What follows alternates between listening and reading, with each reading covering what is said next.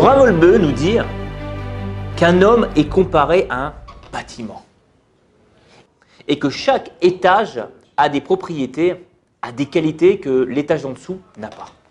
Et il nous dit que, hélas, la plupart des hommes, la majorité des hommes, même il exprime dans son introduction ou à l'échour, restent soit au sous-sol ou dans le meilleur des cas montent au premier étage. Et comment ça se fait? Il nous explique comme ça. En réalité, l'homme ne prend pas conscience du gros potentiel qu'il a en lui et même parfois, même s'il se rend compte qu'il a un gros potentiel, il ne sait pas comment réveiller ce potentiel qui existe en chacun d'entre nous. Je vais vous ramener un exemple pour comparer ça. La Gemara nous ramène que Rav Yosef, il n'arrivait pas à répondre à certaines questions qui étaient ramenées dans le Talmud. Et c'est seulement quand il est devenu Rosh Yeshiva qu'il a réussi à répondre à ces questions. Mais pourtant, qu'est-ce qu'il a changé? C'est juste son statut, juste maintenant sa position. Eh bien oui, à partir du moment où il a pris de la rachivou, de l'importance, ça a réveillé en lui ce potentiel qui existait en lui, qui existait déjà en lui, qui existe en chacun d'entre nous, et qui lui a permis de complètement changer sa hitnagout, complètement changer la façon même de répondre aux questions que le Talmud ramenait. Le Ham Israël est comparé à une olive. Pourquoi? C'est seulement en pressant l'olive qu'on tire le meilleur du fruit, qu'on tire l'huile pure, extraordinaire. Parfois, c'est en nous pressant, parfois, c'est dans des situations très délicates qu'on arrive à dévoiler le potentiel qui existe en chacun d'entre nous. Et qu'est-ce qui a changé? Et bien, tout clair, encore une fois, c'est l'attitude qui a changé. L'attitude, elle change. Vous comprenez? Donc maintenant, on va essayer de voir ensemble comment on peut changer notre attitude.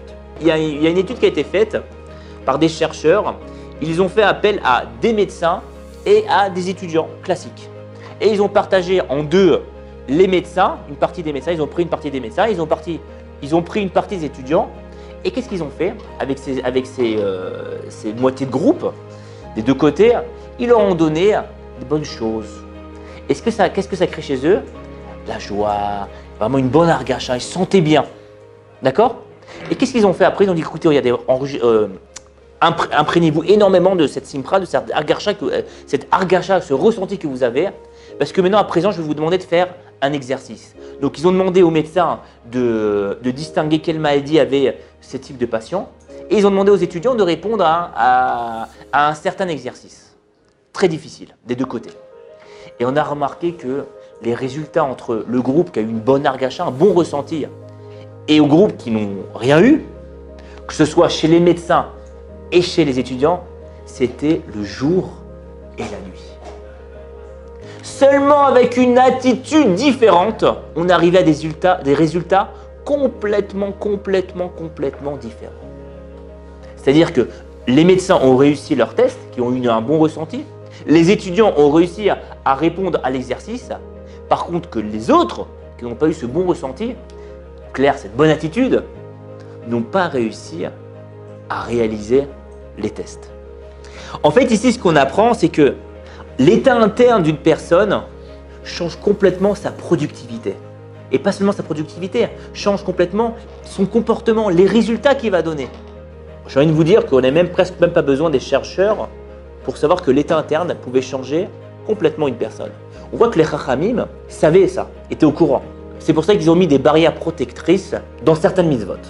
La Gemara dans Shabbat, Daftet Amoudbet, nous ramène que certaines actions sont interdites avant de faire la tfila, avant de faire mincha. Par exemple quoi? Par exemple, quelqu'un qui est tanneur n'a pas le droit de rentrer dans son usine avant de faire la prière de mincha. Pourquoi? De peur qu'il arrive, il voit les tentes comme ça, les pots accrochés, et il voit qu'il y en a une qui est abîmée et qu'il en ait de la peine. Parce qu'on sait que les pots, ça coûte très cher. Et donc, à cause de cette peine-là, les Chachamim nous disent, on a peur qu'il ne fasse pas mincha. L'attitude que je vais avoir ne va pas influencer seulement dans les choses positives, donc dévoiler mes kochot, mais peut même parfois nous empêcher de réaliser même des choses importantes, comme des mitzvot, comme des trucs que tu n'as pas le choix, tu dois les réaliser, comme la prière, mincha. Et maintenant, on va essayer de voir comment on peut avoir une technique, comment on peut apprendre une technique pour essayer d'avoir la meilleure attitude. On va l'apprendre de Yaakov Avinu. Comment? On a un télim qu'on récite tous les soirs. Dans la prière d'Arvit. Shir la marlot. Essa enai ele harim. Me aïn yavo ezri. Shir la marlot. cantique des degrés. Esainai el harim. Je lève les yeux vers les montagnes. Me'ain yavo Ezri. D'où va venir mon aide? Ezri me'im Hashem. Ose shameim varetz. Mon aide va venir d'Akadosh Baruch Hu, celui qui a créé le ciel et la terre. Le Midrash nous dévoile qui est ce personnage qui prie là, qui demande d'où va venir mon aide. Et le Midrash nous répond qu'on parle de Yaakov Avinu. Alors quoi, Yaakov Avinu, il se pose la question, est-ce que Hachem, qui va l'aider? C'est évident que Yaakov était croyant, fils de croyant. Il savait que l'aide, En od milvado, il n'y a rien en dehors d'Akadosh Baruch Hu.